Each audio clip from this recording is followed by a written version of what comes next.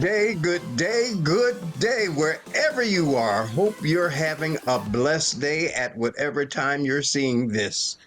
This is Transformation Theater Productions Presents on the Power Up TV network, and I'm pleased to have a good friend with me today, brother Reverend Emmanuel Crawford, who is a street preacher and herbalist. And Reverend Emmanuel, welcome. Thank you. I got a few questions for you. Where did the study of herbs and plants come from? Thank you. That's a good question. Herbalism is a study of the practice of using plants for medicinal and therapeutic purposes. It is one of the oldest healing traditions in the world. Herbalism has ancient roots that predate written language. Our prehistoric relatives utilized medicinal plants as far back as 60,000 years ago, as evidenced by pollen found in their burial sites. The early humans learned about plants through observation, trials, and error. Many ancient civilizations, such as the Babylonians, the Egyptians, the Indians, the Chinese, and the Native Americans, recorded the study of herbs and the use of plant medicine. For example, the Sumerians recorded the use of herbal remedies on clay tablets over 5,000 years ago. The Egyptian Pius, dating back to approximately about 1550 BCE, listed over 850 remedies, including garlic and aloe.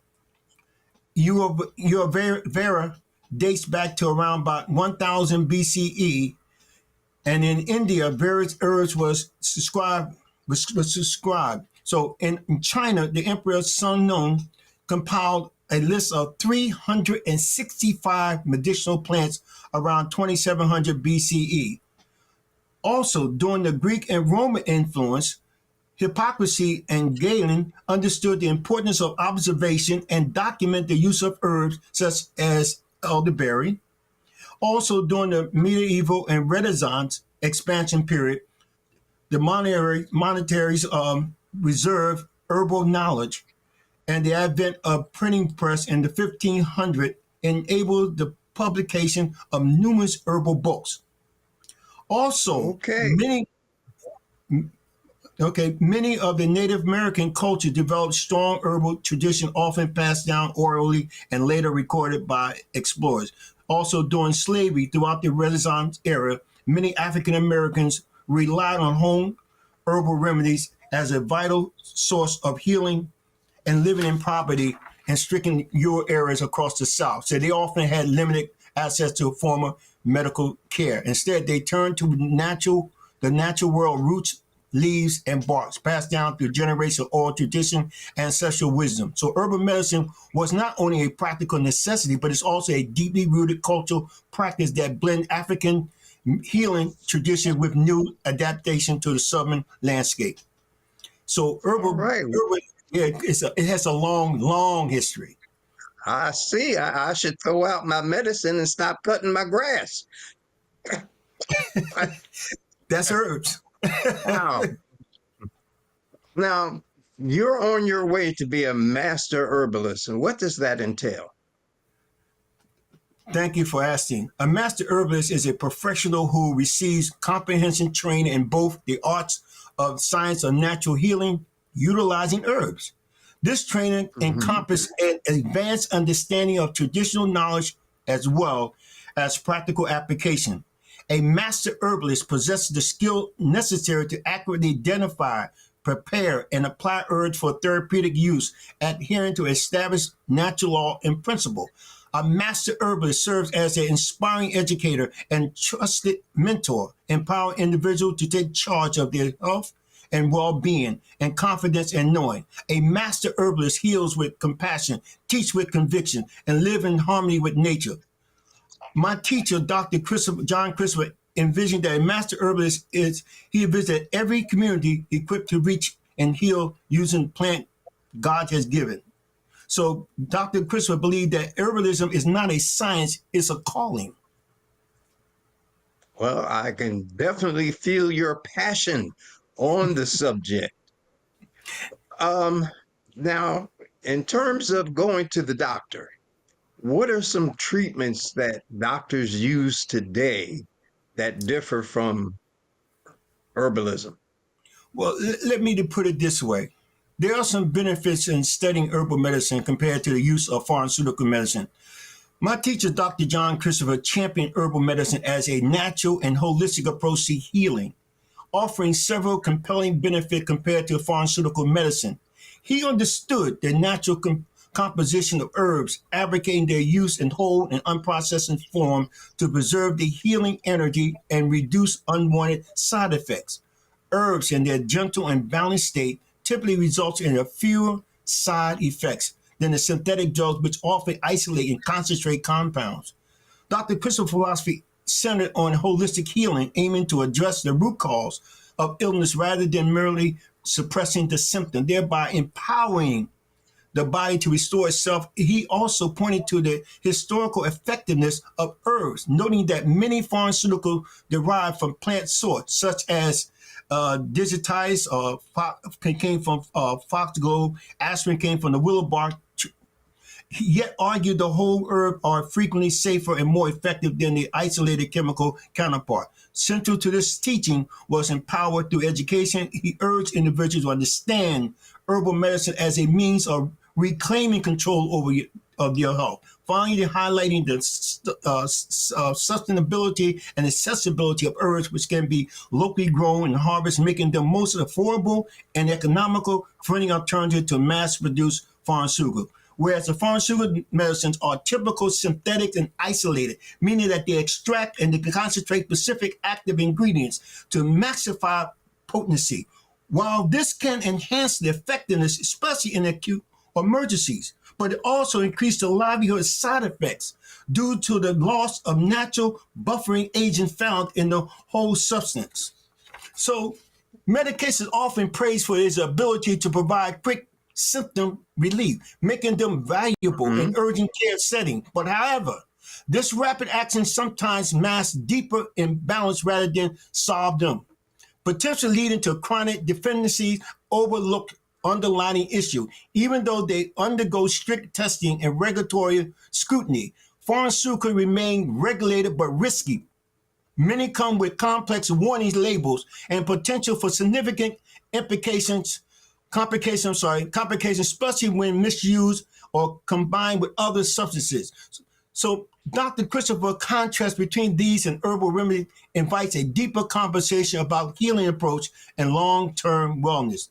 So Dr. Christopher approach wasn't anti-science. It was pro-nature. He believed that with proper knowledge and respect, herbs could restore the health in a way that honors the body's design. Okay.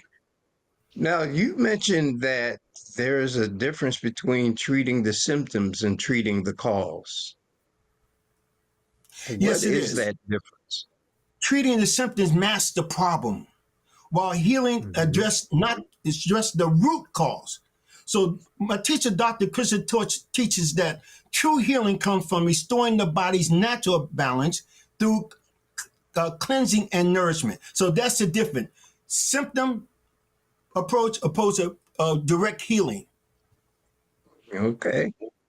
I've heard you talk about in the past different ways that the pharmaceutical industry or the medical industry treats a disease. Can you explain that, please? Okay. Well, look at it this way. Both study of herbs, plants, and doctor's prescription medication can work together. But while Dr. Christopher believes in the natural healing, he acknowledged that in emergencies or acute condition, conventional medicine might be necessary. But Mhm. however, he urged people to return to the natural method for long-term wellness, supposed to Okay. short-term rememberness. All right. And when we see commercials for different pharmaceutical products Yeah. on television or radio, we always hear that fast talking guy at the end that talks about this Yes. medication might Yes. cause such and such and such and such Yes. and such and such. And it's a long Yes. list. And you got to decide Do I want to experience the side effects, or do I want quick relief? Right. And you look like the side effects is more dangerous than the disease itself. Mm-hmm. Because again, they're putting a band-aid approach to healing. You know, this covered up, remove the symptoms, but the problem is still there. That's why over a period of time, you have to increase the drug uses, because all they do is mask the symptoms. Just like, you know, the medical community is to solve a problem, either burn it out, cut it out, or poison it. That's not the natural way. And so that's a barbaric way of approaching healthcare. If Okay. you have a appendix problem, cut it out. Find out why you have a appendix problem. Find out what caused that part of the body system to malfunction. If you have a problem with your car engine, you don't throw the whole car away, do you? No, you repair I've been that tempted to a few times, part. but no, we try to isolate what the problem is that's causing the car or the body to not function properly. So I guess it's along the same lines there. Right. You can't bring a man again. He would diagnose the car and see what caused the problem. Instead of telling you throw away the car, you get junk it. And that's particularly Okay. how the medical community look at healing. All right. And not knocking pharmaceutical industry, but they offer quick relief, whereas the herbalists go to the root of the problem, which could take a little longer. Yes, well, yes, because, but this is sure. But the thing about the pharmaceutical drugs is over a period of time, the side effects and the Hmm. ongoing poison of the body. Eventually, you have to take a larger doses. That's not getting rid of. It's like having a toothache. Just keep taking an aspirin. It's not going to solve the Hmm. toothache problem. What it does, it give you some relief. But Okay. my thing is that once you go in and get a root canal, once you go and find out if you have a cavity, go and repair the cavity instead of just pulling the tooth. Okay. Well, I wish I had to talk to you a few weeks ago. I'm I always just with the had talk. some teeth pulled. Yeah, yeah. That's the typical philosophy. Yeah, I should have talked to you some years ago. Mhm.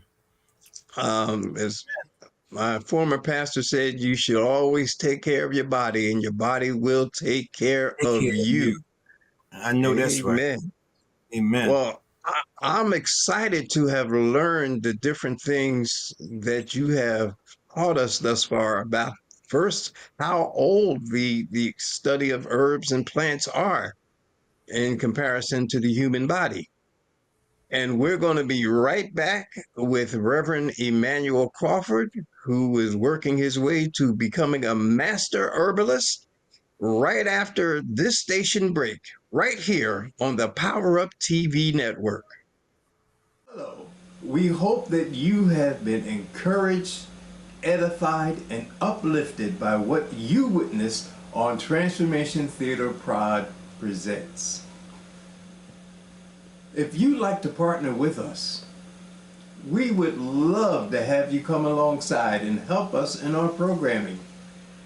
If you'd like to be a financial blessing, you can reach us by check or money order the old-fashioned way at Transformation Theater Productions, P.O. Box 1341, Camden, New Jersey 08105.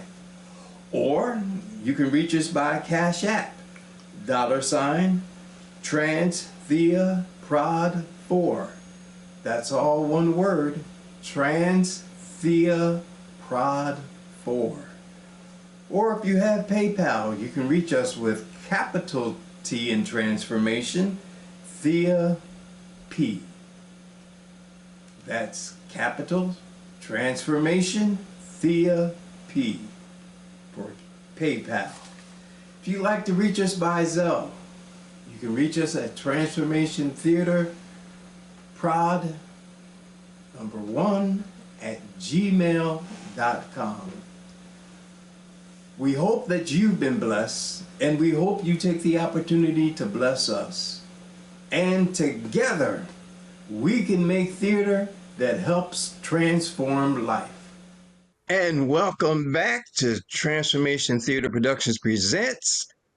And we have with us Reverend Emmanuel Crawford today, right here on the Power Up TV network, who is working his way to a master herbalist. And he talked a lot about how old the study of plants and herbs are. Well, let me ask a question.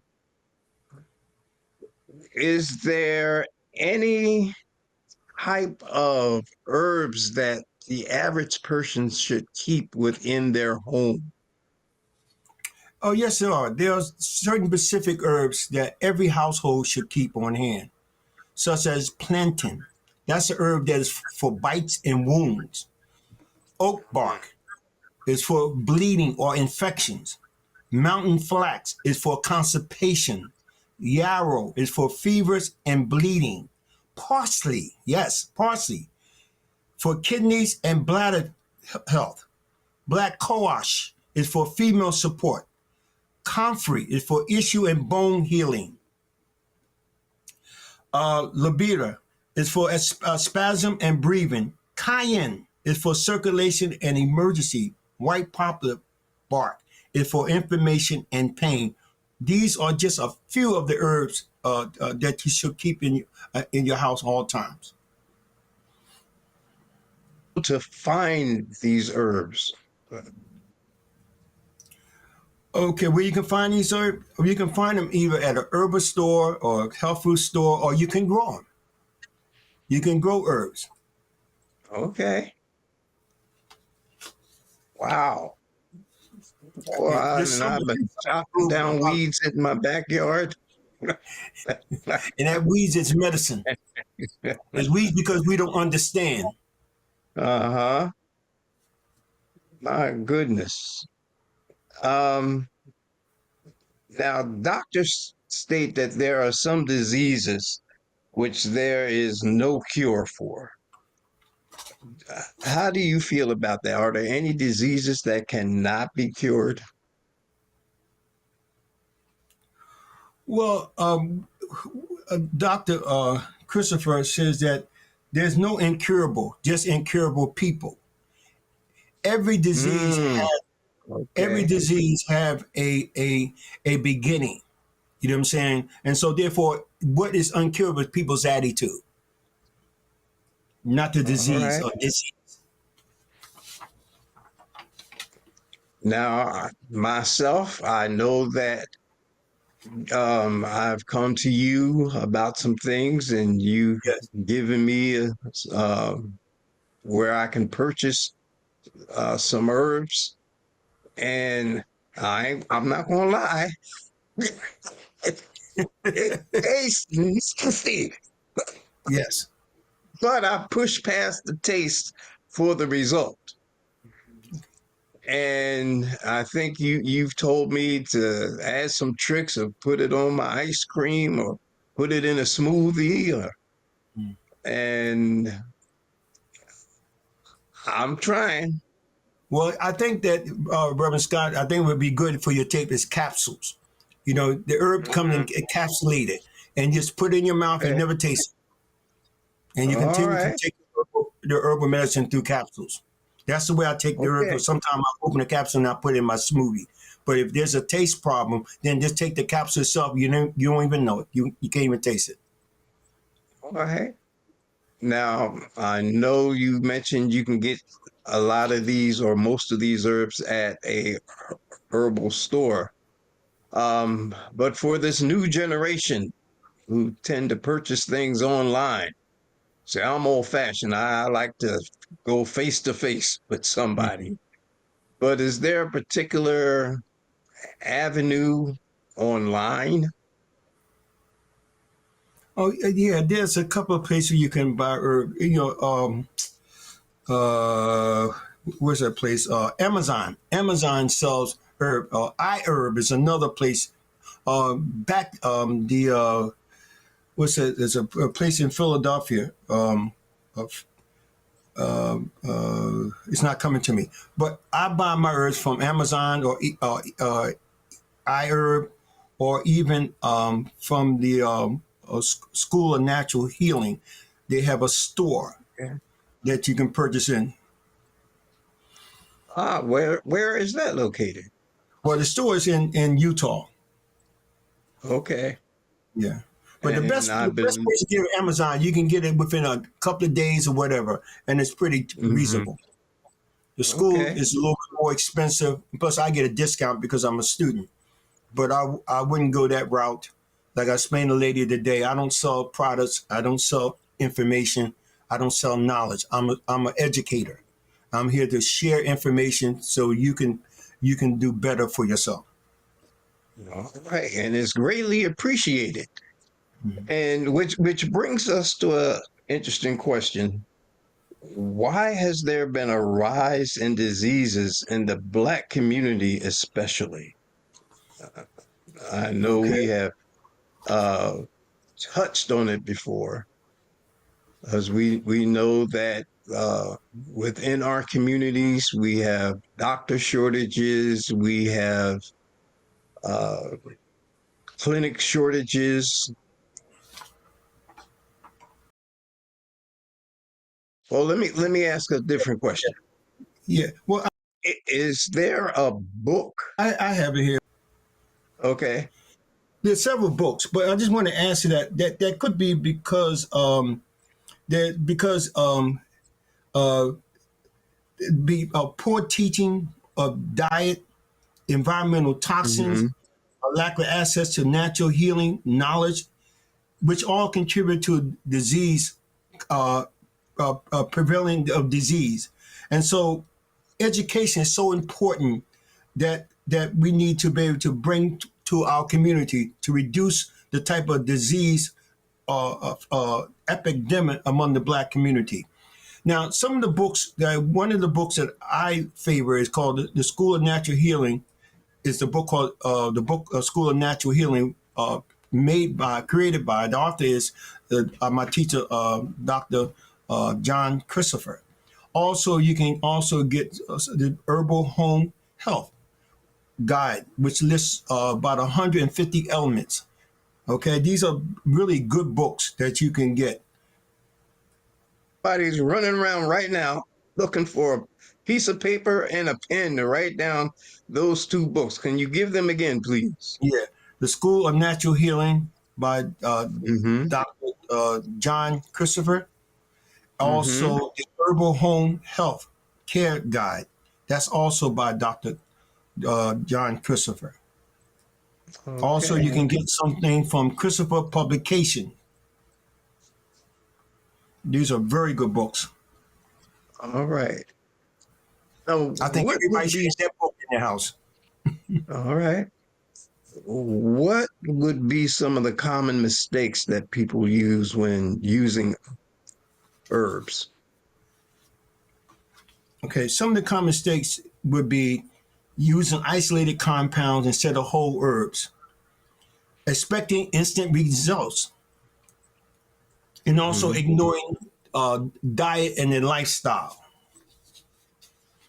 overdosing or misusing herbs without understanding their properties.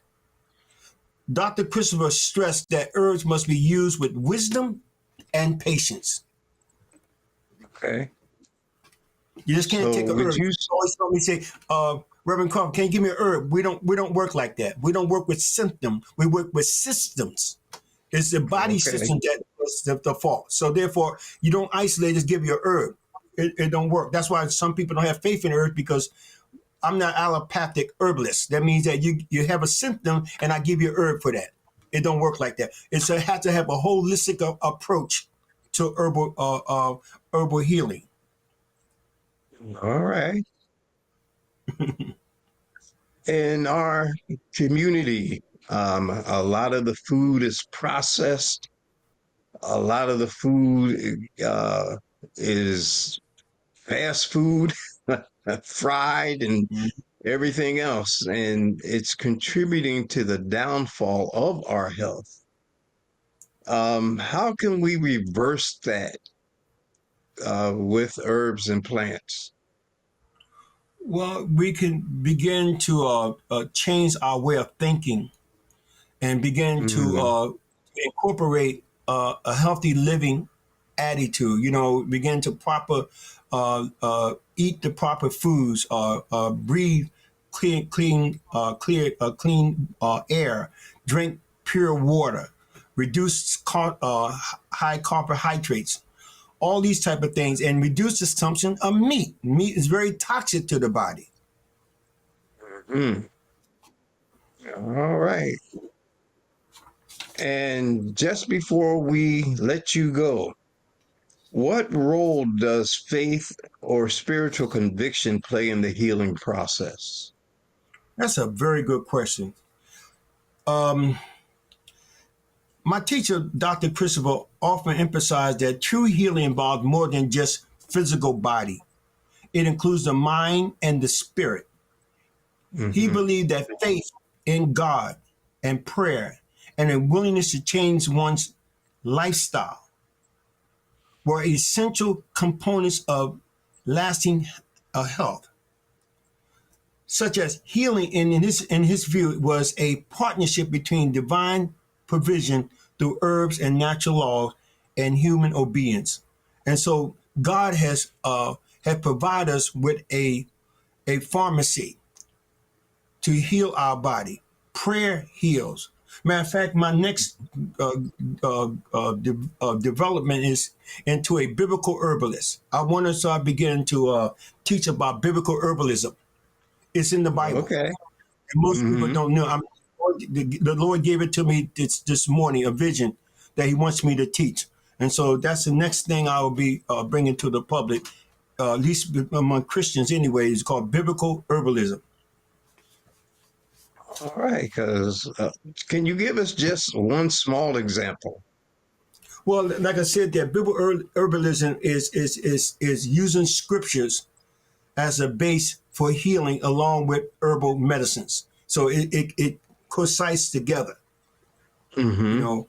But I'm working on it now. I just got Okay. the revelation this morning. So I start All right. on some of my writing, but I'm going to share I, it with I, you, Brother Scott. all right. And I know fasting plays a part also. A Amen. few years ago, everyone was talking about the Daniel fast, Fast, yeah. and as a way of detoxing the body from processed things that we ingest. Mhm. What are your feelings on that?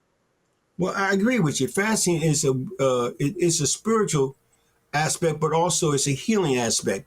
Because when you fast, you Mhm. begin to get the body opportunity to rid itself from the toxins and poison that we accumulated through our drinking the water, contaminated water, breathing contaminated air, and eating contaminated food. So the body needs chance. So fasting is not only a spiritual thing, it's a physical necessity. That's one of the things I do in my family. We fast 3 or 4 times a year. All right. Just before we let you go, I Yeah. know that you're going to be flooded with emails. You do both the spiritual aspect of man and you do with the physical aspect of man.